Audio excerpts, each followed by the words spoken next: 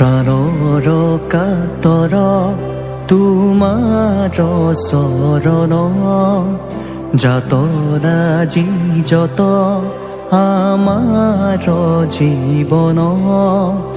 অকালৰ আঘাতে ঘূণীয়া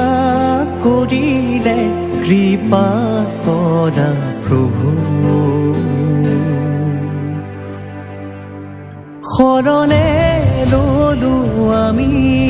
করুণাময়ী তুমি কৰি অপৰাধ ক্ষত গাই হৰি নাম জন শৰণে ললো আমি করুণাময়ী তুমি কৰি অপৰাধ ক্ষত গাই হৰি নাম জন